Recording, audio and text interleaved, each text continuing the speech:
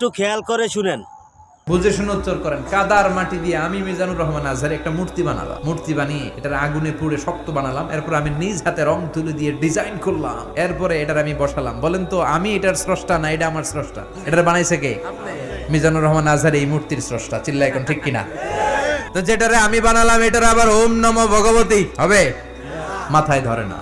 ধরে নিলাম for an example আগুনটাই আমার খোদা। এতক্ষণ তো আগুন রে নম নম করতো, তো পানি দেওয়ার পরে আমার খোদা গেল কই? এতক্ষণ তো ছিল। সাইয়েদনা ইব্রাহিম ভাবলেন আগুন আমার রব হয় কি করে, এটাতে পানি ঢাললে এটা গেল কই? তিনি বললেন না, আগুন আমার খোদা হতে পারে না। এরপর দেখলেন কিছু লোক গরুর পূজা করে, তাদেরকে কটাক্ষ করছি না, শ্রদ্ধা রেখেই বলছি। ভাবেন তো, তিনি দেখতে পেলেন গরুর পূজা করে, আবার যখন জুতা বানানো দরকার গরু জবাই করে ওই গরুর চামড়া দিয়ে জুতা বানায়া পড়ে। তো এইটারে খোদা মানে কি করে? খোদার গায়ের চামড়া দিয়ে জুতা, কত বড় বেয়াদব। সাইয়েদনা ইব্রাহিম এই কমন সেন্স খাটালেন, ওনার বুদ্ধি বিবেক খাটালেন, চিন্তা করলেন, অনুসন্ধান করলেন, করতে করতে করতে উনি মহা সত্যের সন্ধান পেয়েছেন।